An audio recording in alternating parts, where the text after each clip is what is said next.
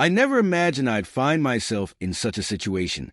My wife, Anna, and I had been married for 6 years, and I always believed our marriage was strong. Sure, we had our share of disagreements and rough patches, but nothing that felt out of the ordinary. Then everything changed. One day, Anna told me she was heading out to get a tan and run some errands at Walmart and Target. It seemed like a routine trip, but as the hours passed, I started to feel uneasy. When she finally came back, I couldn't shake the feeling that something was off. She only had a small bag from Walmart, and her explanation for being gone so long didn't add up. Something in my gut told me there was more to this. Later that evening, still suspicious, I decided to check her phone. What I found confirmed my worst fears. A message from someone named Brad. It wasn't just a friendly chat. They had planned to meet at a hotel that very day.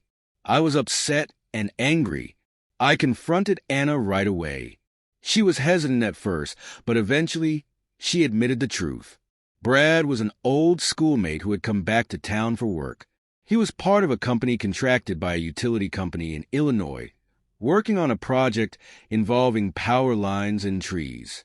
She explained that Brad had mentioned his marriage was on the rocks, which became the foundation for their affair.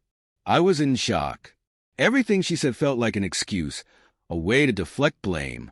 The more she talked, the angrier I became. It was clear to me that the damage wasn't just done to our marriage, but to Brad's family as well. I wasn't about to let this stay hidden. I told Anna I was going to reach out to Brad's wife. She panicked, pleading with me not to involve her, claiming she didn't want to ruin Brad's family. But what about our marriage? At that point, it was already in ruins. I ignored her protests and tracked down Brad's wife on Facebook. I sent her the incriminating messages and even gave her my phone number. Fully aware of the storm I was about to unleash chaos on her life. I didn't care.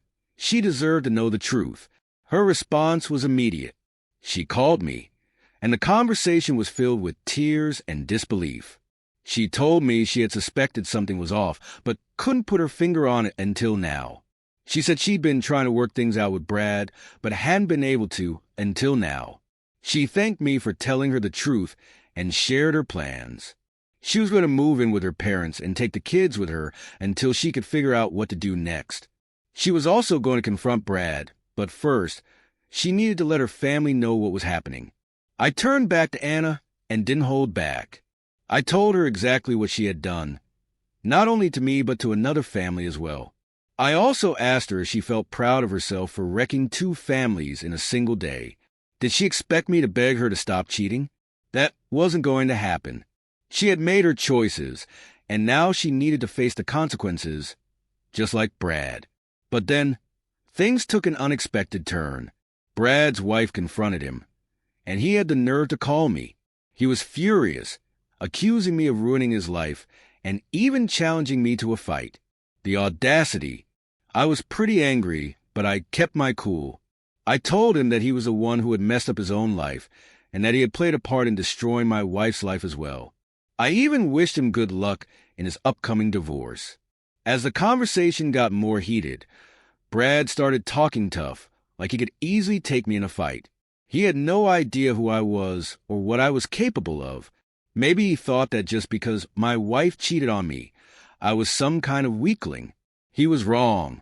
I'd been training in Brazilian Jiu-Jitsu for years, earning my brown belt and developing solid striking skills.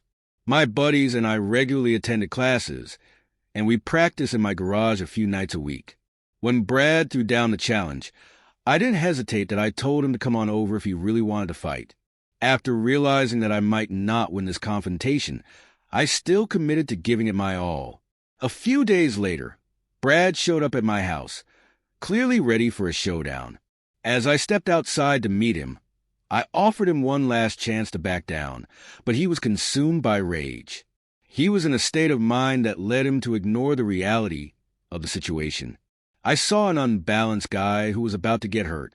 He could have avoided the pain by swallowing his pride, but he was determined to fight. The fight was intense, but it was never really close. I was able to stay close enough to dodge his inevitable big right hand, and quickly take him down. I mounted him and smothered him with my chest for about a minute until he wore himself out. Then I stood up, knowing I would never lay a hand on my wife, but I felt justified in giving Brad a beating. For both of us, after a few minutes of raining punches down on his face, I stood back, leaving him battered and bruised on my front lawn, while I remained completely unscathed. I pulled out my phone and started live streaming on Facebook to give everyone the lowdown on what had just happened. I told my audience that Brad had thought it would be a good idea to meet my wife at a hotel a few days ago.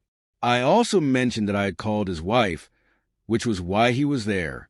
When Brad showed up to confront me, I asked him how that plan had worked out for him. He couldn't respond. He could only drag himself back to his car, looking foolish. Meanwhile, my wife was on the front porch, visibly upset and crying. When I turned the camera toward her, she immediately ran back inside. I taunted her a bit, asking why she was leaving when it was clear that her dear Brad needed her. I ended the live stream by announcing that I had filed for divorce, reasoning that everyone would find out about it eventually, and it was better to get it all out in the open. The reaction was overwhelming. I got a lot of thumbs up and hearts, as well as angry faces on my screen as viewers reacted in real time. By the next morning, the video had gone viral in our region. Brad, on top of facing the loss of his family, had become the laughingstock of the southern half of the state. 2 black eyes and an injured ankle served as visible reminders of his foolishness and arrogance. As for Anna, she was utterly mortified. I knew there was no going back, so that night I sent her packing. Looking back, I couldn't believe I had been so blind to her true nature, but that's often how things unfold. I'm sharing this story in the hope that it serves as both inspiration and a cautionary tale. You never really know what people are capable of, and sometimes a dramatic event is necessary to reveal their true colors. It's also important to realize the full implications of what happens. Some might think my reaction was extreme given the circumstances, but after investing so much time and energy into a relationship, only to have it destroyed by betrayal, I was surprised at what I was capable of. If you find yourself in a similar situation, my advice is this: don't hesitate to do what needs to be done. It won't always be easy or pretty, but in the end, you'll know that you fought for your self-respect and dignity. You might even find a new passion for martial arts along the way. I can tell you from experience that it's an excellent outlet for channeling anger and frustration into something positive. So, to all those reading this, that's my story. I hope you found it as engaging and cathartic to share as I did. Here's to moving on and making better choices in the future. Oh, and I initially thought Brad's wife worked at Cracker Barrel, but I didn't mention that anywhere in my story.